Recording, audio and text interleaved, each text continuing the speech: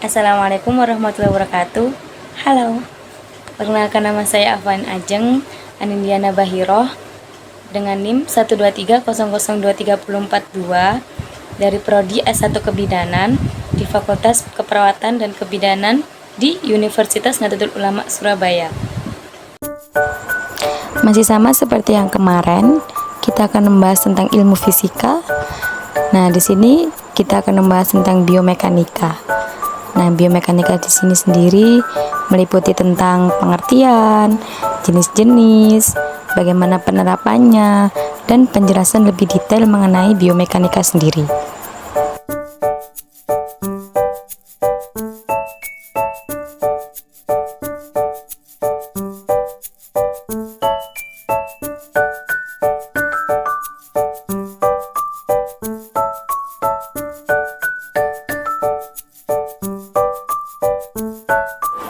Nah, yang pertama, apa sih yang dimaksud dengan biomekanika itu? Nah, di sini biomekanika merupakan ilmu yang mempelajari bentuk dan macam-macam gerakan atas dasar prinsip-prinsip mekanika dan menganalisis suatu gerakan.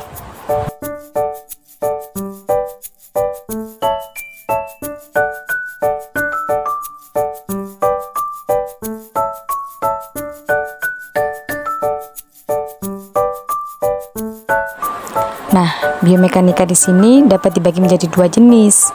Nah, yang pertama adalah general biomekanik. Di sini dibagi menjadi dua, yaitu biostatik dan biodinamik.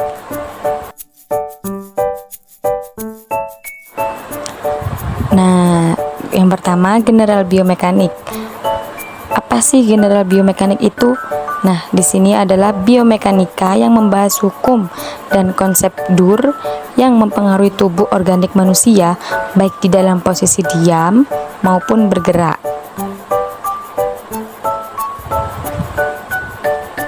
Nah, dalam general biomekanik sendiri meliputi dua bagian, yaitu yang pertama biostatik. Biostatik di sini adalah bagian yang hanya menganalisa tubuh pada posisi diam atau bergerak pada garis lurus dengan kecepatan seragam. Yang kedua, biodinamik.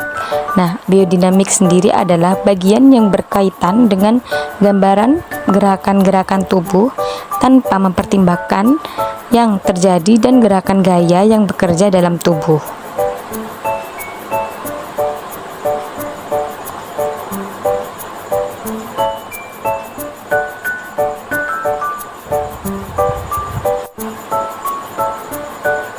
Nah, yang kedua bisa disebut dengan occupational biomekanik. Nah, apa sih occupational biomekanik itu? Nah, occupational biomekanik itu berkaitan dengan interaksi fisik antara pekerja dengan mesin, maternal, dan peralatan di mana memiliki tujuan dalam meminimalisir keluhan atau kelelahan pada sistem kerangka otot untuk meningkatkan produktivitas kerja.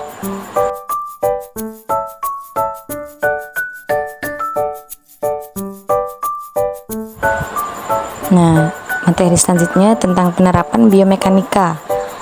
Gimana sih penerapan biomekanika itu?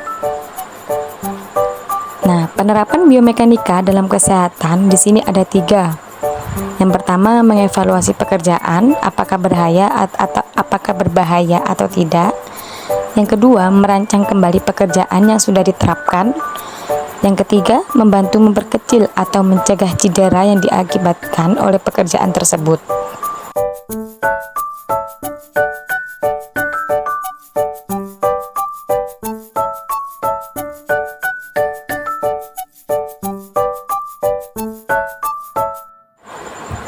Nah, yang keempat, mampu menerapkan suatu bentuk yang sesuai dengan karakteristik fisik seseorang.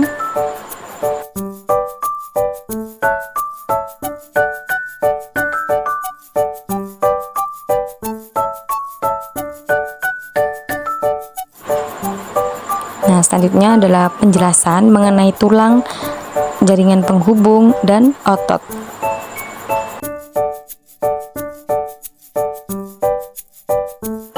Yang pertama pertama ada tulang. Nah, tulang sebagai alat untuk meredam dan mendistribusikan gaya atau tegangan saat melakukan aktivitas kerja.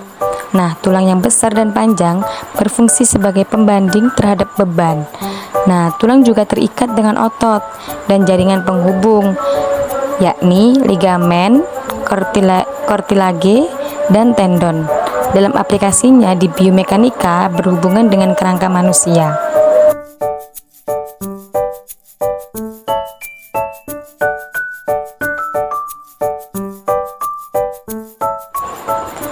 Nah, yang kedua, connective tissue atau jaringan penghubung. Nah, jaringan penghubung di sini meliputi 3 bagian, yaitu yang pertama ada cartilage. Nah, cartilage atau cartilaginous adalah sambungan yang berfungsi dalam pergerakan yang relatif kecil. Contohnya seperti sambungan tulang iga dan pangkal tulang iga. Nah, kartilage sendiri memiliki bagian khusus antara vertebrata atau ruas-ruas tulang belakang, yaitu dikenal sebagai intervertebral disc yang terdiri dari pembungkus dan dikelilingi oleh inti.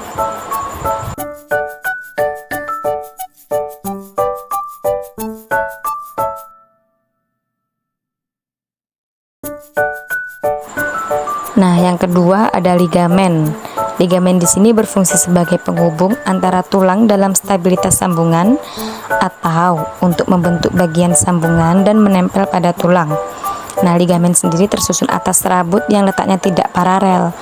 Oleh karenanya, tendon dan ligamen bersifat inelastik dan berfungsi pula untuk menahan deformasi.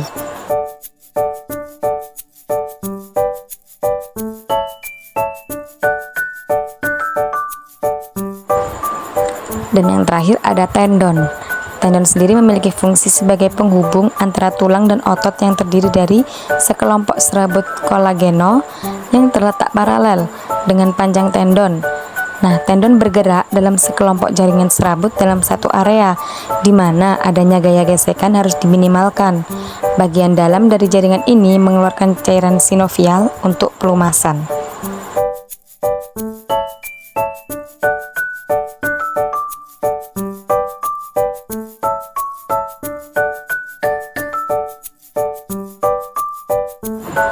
Nah, selanjutnya ada otot.